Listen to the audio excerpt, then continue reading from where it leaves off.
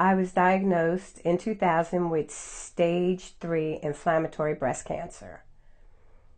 That was difficult to hear. Well, I had a lump on my breast. I found it, and then I didn't really think that it was breast cancer because we had no family history of it. So I went to my doctor. I was out of town when I got back. I went to see my doctor, and she sent me to a specialist. And when she sent me to the specialist, I knew there was a problem. And a week later, he told me I had a, a 2 centimeter size tumor, which was stage 3 inflammatory breast cancer. When he did the biopsy on a Wednesday, I went back on a Tuesday, and it was already 8 centimeters. So he says it's a very aggressive nature and you need to be in treatment like a month ago. I just really didn't understand what he was saying. I went totally tone deaf.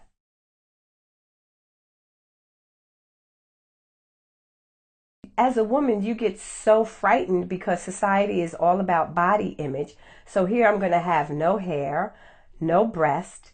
And that was pretty hard pill to swallow because you're not really knowing the effects of the chemo, the effects of if you're in a relationship, what's that going to be like, the effects of cancer on your children. My children were really young, and in hindsight, I wish I had gotten them someone to talk to.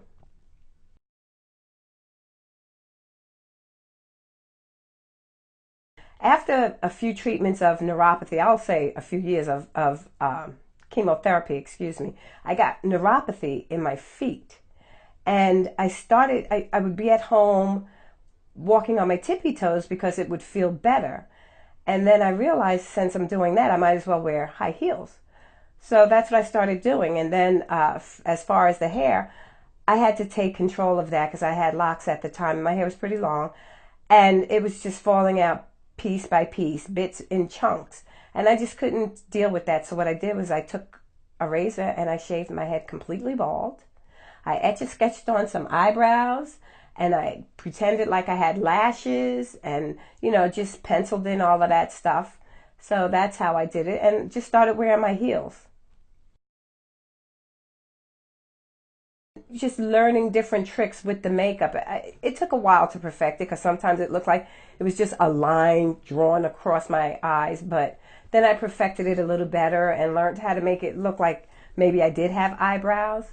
And but at home, I used to have a lot more fun with it. I would draw like tic-tac-toe or lightning bolts and things like that. And my children would be like, Ma, I think he's getting a little carried away.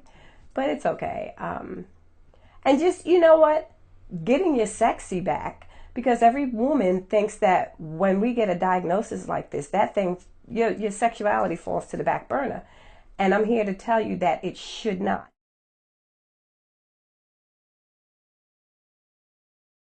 My friends and my family, and then my new family at Cancer Treatment Centers of America.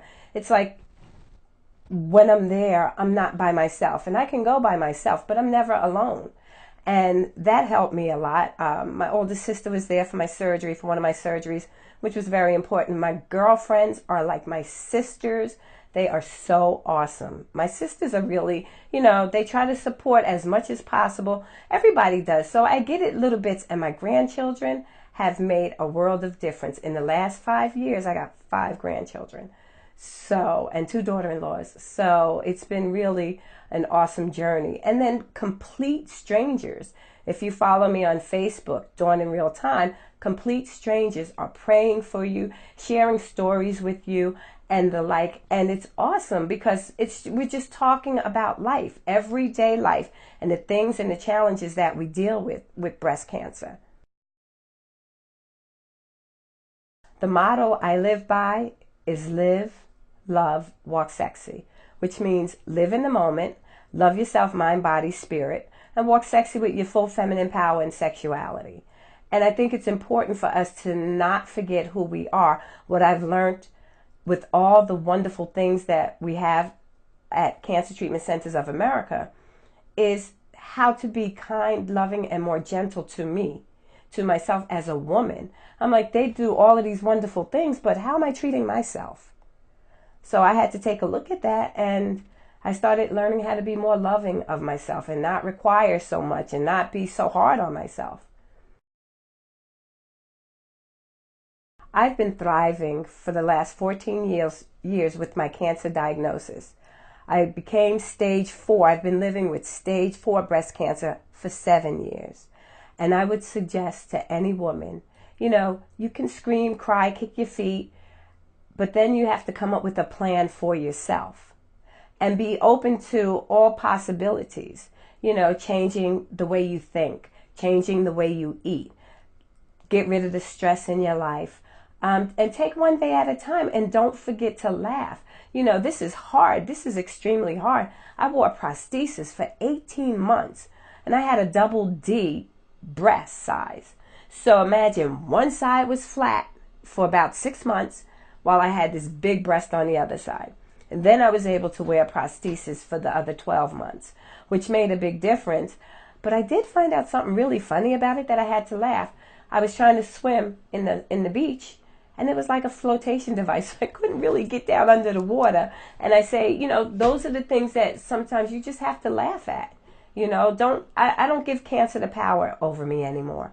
I was so afraid of dying of cancer that I just had to relinquish it and say, you know what? I don't wake up every day to fight cancer.